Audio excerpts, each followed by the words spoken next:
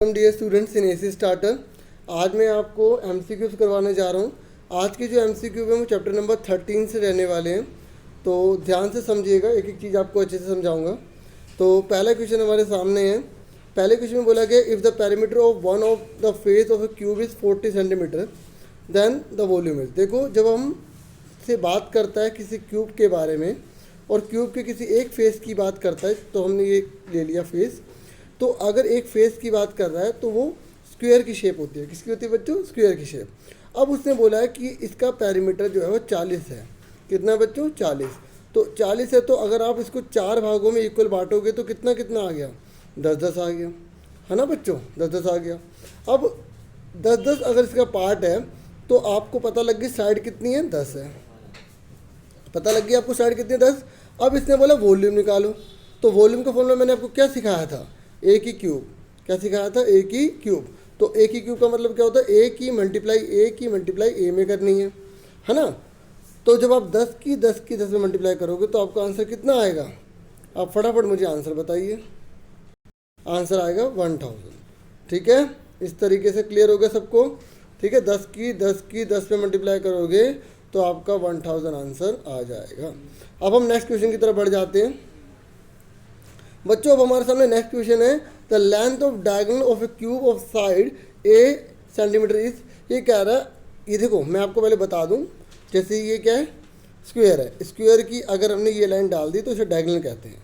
ऐसे ही अगर हम क्यूब बनाते हैं यानी कि 3D बनाते हैं तो उसकी अंदर जो डायगोनल बनेगी ना, जो यहाँ से लेकर यहाँ अंदर तक जाएगी, तो उस डायगोनल की जो है वो लेंथ पूछ रहा है।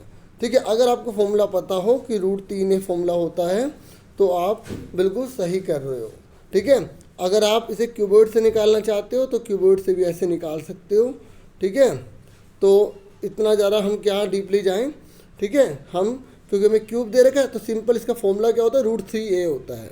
ठीक है, यहाँ पे हमने साइड ए लिखी है तो इस तरीके से √3a सेंटीमीटर आ गई। समझ में आ गई प्यारे बच्चों? अब हम नेक्स्ट क्वेश्चन की तरफ बढ़ जाते हैं।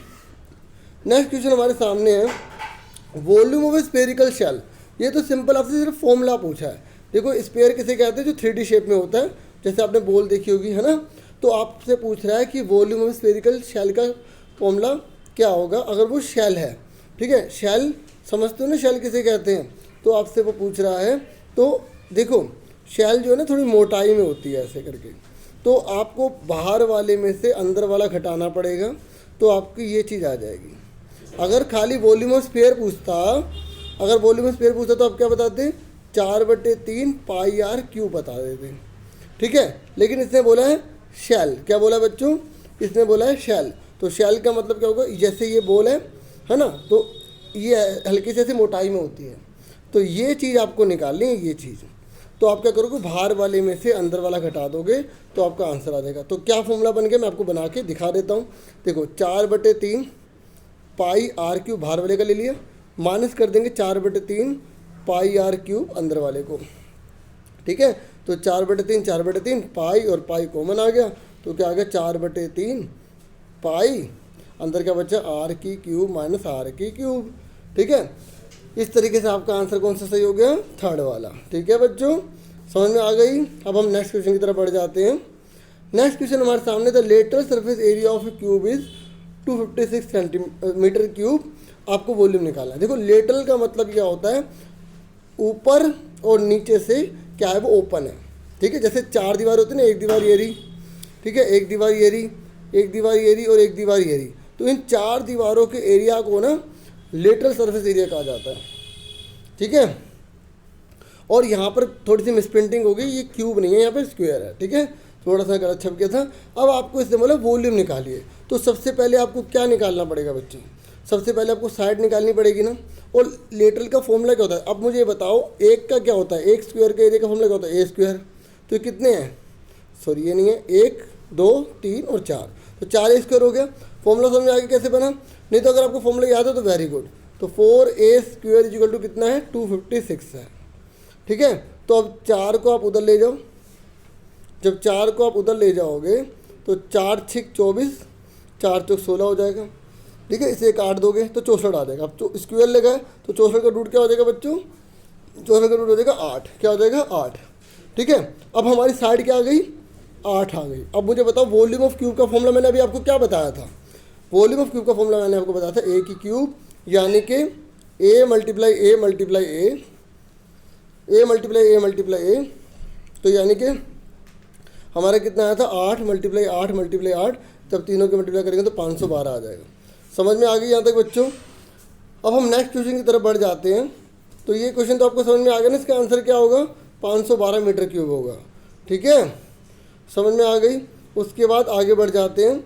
नेक्स्ट क्वेश्चन हमारे सामने, the total surface area of a cube is 96 centimetre square. तो आपको वॉल्यूम निकालना है। देखो अब ये क्यूब के टोटल सर्फेस एरिया की बात कर रहा है, तो टोटल का मतलब होता है कि 6 के 6, पहले 4 दीवारें हो गई और फिर ऊपर और नीचे वाले को भी इंक्लूड कर लेंगे तो वो 6 हो जाता है। क्या हो जाता है, 6। तो आप इससे भी पहले क्या निकालोगे, साइड निकाल लोगे। कैसे निकालोगे, टोटल सर्फेस एरिया का फॉर्मूला समझ आएगा, क्या होता है 6a² होता है। तो इक्वल टू में क्या 96। तो पहले आप क्या करोगे, 6 को उधर ले जाके डिवाइड कर दोगे। तो 6 से काटो, 6 1 जा 6 हो गया। ठीक है, यहाँ पे किसी 3 कैरी कर दिए तो 6 से 36 हो गया। अब ये a का स्क्वायर 16 है, तो 16 का रूट क्या हो गया, 4 आ गया। यहाँ तक समझ में आ गई। अब आपका a पता लग गया। अब वॉल्यूम ऑफ क्यूब का फॉर्मूला वही सेम होता है। क्या होता है वॉल्यूम ऑफ क्यूब का फॉर्मूला, a की क्यूब बराबर a मल्टीप्लाई a। तो यानी कि कितना आ गया, 4 गुणा में 4 गुणा में 4, यानी कि 64 आंसर आ गया। समझ में आ गई बच्चों। अब हम नेक्स्ट क्वेश्चन की तरफ बढ़ जाते हैं। नेक्स्ट क्वेश्चन हमारे सामने है, इन सिलेंडर, सिलेंडर पता ना बच्चों, ये क्या है, रेडियस इज डबल्ड, रेडियस को डबल कर दिया जाए और हाइट को इसकी आधी कर दिया जाए तो कर्व एरिया क्या होगा। कर्व एरिया क्या होगा, देखो शुरू में क्या होगा, पहले शुरू में पता लगा लो क्या होगा। देखो 2πr/h होगा भाई, शुरू का तो यही होगा ना। अब उसने कंडीशन क्या लगा दी, मैं आपको एक बार पूरा सही से दिखा देता हूँ, क्योंकि फिर ऐसे स्पेस मिटाना पड़ेगा तो फिर सारा मिट जाएगा। ठीक है, तो 2πr/h होता है, ये क्या है शुरू वाले का। अब उसने क्या बोला, r जो है वो क्या हो गई है बच्चों, r जो है डबल हो गई, यानी कि 2r बन गया। ठीक है, सुनते मेरी बात, तो r1 लगा दो। और हाइट को क्या बोला उसने, हाइट को उसने बोला है आधी हो जाएगी, यानी कि h/2। ठीक है, तो अब फटाफट पुट कर दो 2π। अब r की जगह क्या लिखोगे आप, r की जगह क्या लिखोगे, 2r लिखोगे। ठीक है, क्योंकि डबल हो गई है। हाइट की जगह क्या लिखोगे, आधी हो गई है। ठीक है, अब आप ध्यान से देखिए, 2 से 2 वापस कट गया ना, तो वापस आंसर वही आ रहा है 2πr/h। देखो ये जो वैल्यू है ना, मैं इसमें पुट नहीं कर रहा, जो नया वाला हम लिखेंगे ना, नया वाला ऐसे 2πr1h1, इसमें पुट कर रहा हूँ। तो 2 की जगह 2 रहा, पाई की जगह पाई रहा। ठीक है, r1 की जगह क्या हो गया, 2r आ गया, है ना। ऐसी h1 की जगह h1 पुट 2 से 2 कट जाएगा, फर्क ही नहीं पड़ेगा, तो सेम आंसर आ गया। क्या आ गया, सेम आंसर आ गया। समझ में आ गई प्यारे बच्चों। ठीक है, ध्यान से समझना, एक एक चीज़ आपको अच्छे से समझाऊंगा। ठीक है, कर्व का मतलब भी तुम्हें बता देता हूँ बच्चों। देखो जब कर्व की बात करता है ना, तो ये और ये चीज़ छोड़ के होता है, खाली इसकी बात कर रहा है वो। ठीक है, हिंदी में वक्र परिष्ठ क्षेत्र कहते हैं। ठीक है, आगे बढ़ जाते हैं। अगला क्वेश्चन हमारे सामने है, इसने बोला है the surface area of cuboid. देखो सरफेस एरिया की बात कर रहा है, तो सरफेस एरिया का मतलब आपको पता है ना क्या होता है, 6 साइड हो गई। ठीक है, और क्यूबॉइड बोला है बच्चों, क्या बोला, क्यूबॉइड। तो क्यूबॉइड का सरफेस एरिया का फॉर्मूला क्या होता है, 2lb bh और lh बोला है। ठीक है, ये फॉर्मूला होता है। कह रहा है आगे क्या बोला इसने, माइनस कर दो shaped box having length is equal to 80 centimetre and breadth दे रखी है 40 सेंटीमीटर एंड हाइट दे रखी है 20 सेंटीमीटर। तो हमसे पूछा क्या है इसने, हमसे अच्छा ये पूछा है बच्चों, इसने सरफेस एरिया ही पूछा है क्यूबॉइड का। ठीक है, तो इन्हें बोला कि आपको सरफेस एरिया क्यूबॉइड का निकालना है, अगर उसकी लेंथ दे रखी है, ब्रेथ दे रखी है और हाइट दे रखी है। तो मैंने आपको सरफेस एरिया का फॉर्मूला बता देना क्या होता है, 2 ब्रैकेट में LB BH प्लस LH।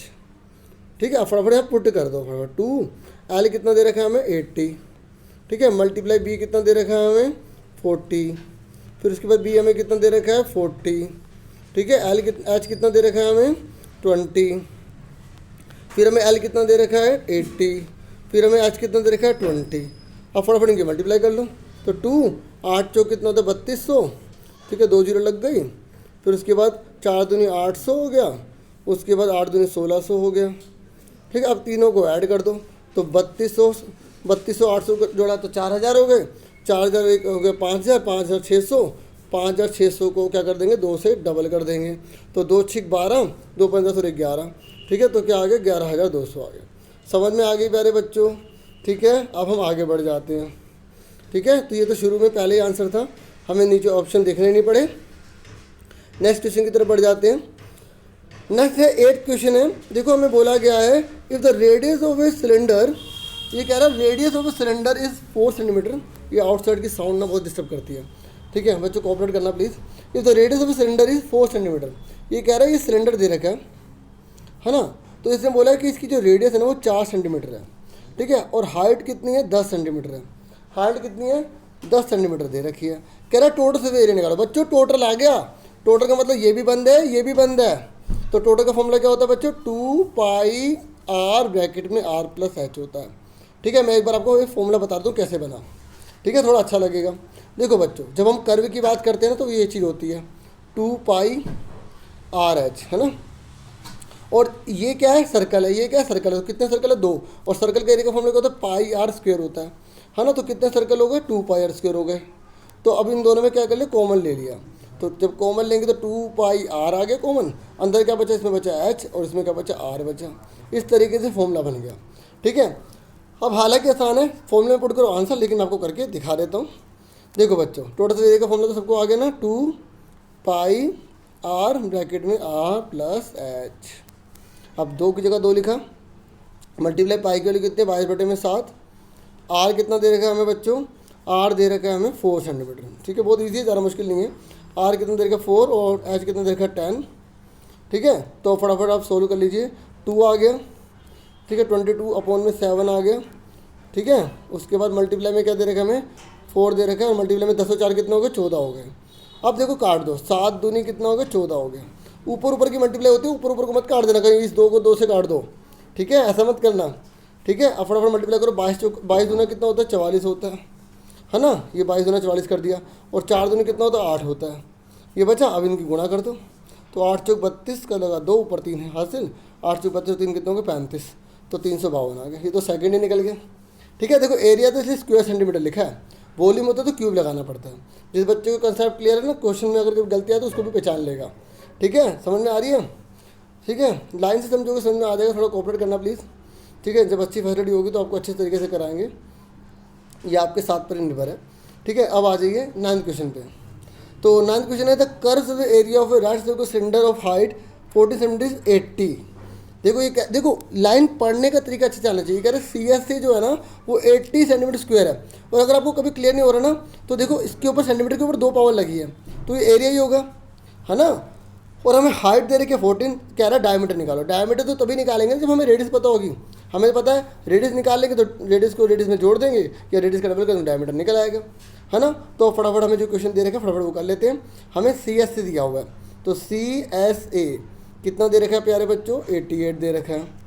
अब CSA का फॉर्मूला क्या होता है 2 पाई RH इक्वल टू में 88, ठीक है। तो 2 की जगह 2 लिखा, मल्टीप्लाई पाई के लिए कितने लिखी 22/7 लिख दिया, ठीक है। R कितना दे रखा है हमें, R कितना दे रखा है, R दे ही नहीं रखा, दे रखा तो क्वेश्चन ही नहीं बनता, है ना। H कितना दे रखा है हमें 14 इक्वल टू में क्या 88, ठीक है। अब देखो ये कट रहा है, 7 दूनी हो गए 14, ठीक है, समझ में आ गई। अब R इक्वल टू कितना दे रखा है, यहाँ देखो इक्वल में क्या 88 है, ठीक है। अब ध्यान से देखो ये 2 है, ये 22 है, ये 2 है, मल्टीप्लाई करो 22 दूना 44, 44 दूना 88, तो 88 गुणा वाला भाग हो गया, डिवाइड हो गया, मल्टीप्लाई वाला डिवाइड हो जाता है, 88 से 88 करके R कितना आ गया 1। R निकला है, ये मत सोचना 1 पे टिक कर दोगे, हमसे डायमीटर पूछा है, तो अगर R 1 है तो डायमीटर क्या हुआ 2, ठीक है। तो इसका आंसर क्या होगा, और देखो कितने अच्छे होता है, ऑप्शन में एक दिया भी नहीं, किसी बच्चे का गलत भी नहीं होगा, है ना। तो समझ में आ गया सबको बच्चों कौन सा आंसर होगा हमारा, ठीक है। हमारा आंसर कौन सा होगा ये, ठीक है। अब हम आगे बढ़ जाते हैं, लास्ट क्वेश्चन है आज का। उम्मीद करता हूँ सबको समझ में आ रहा होगा, अच्छा लग रहा होगा, ठीक है। और अगर अभी तक आपने लाइक नहीं किया तो लाइक तो बनता ही है, सब्सक्राइब जरूर करना। The formula to find the surface area of the cuboid, देखो ये तो शुरू में पूछना चाहिए था कि क्यूबॉइड के जो सरफेस एरिया का फॉर्मूला क्या होता है, तो मैंने आपको अच्छे से समझा दिया। जब 6 के 6 साइड होती हैं उसे सरफेस एरिया कहा जाता है। टोटल बोले या सरफेस बोले तभी वो टोटल माना जाएगा, जब तक उसके आगे कर्व या लेटरल नहीं लिखा जाएगा तब तक वो ओपन वाला नहीं होगा, ठीक है। LB BH और LH, ठीक है, ये फॉर्मूला हम पढ़ चुके हैं, डिस्कस कर चुके हैं। आप फटाफट बताइए कौन सा आंसर होगा। देखो लास्ट में दे रखा है, ठीक है, तो कौन सा फॉर्मूला, 2LbBH + LH। ठीक है, आज के लिए इतना बहुत है। उम्मीद करता हूँ आपको अच्छा लगा होगा और मेरी पूरी कोशिश है आप अच्छा करते जाएं। Thank you for watching and listening carefully. Take yourself dear students, take your self.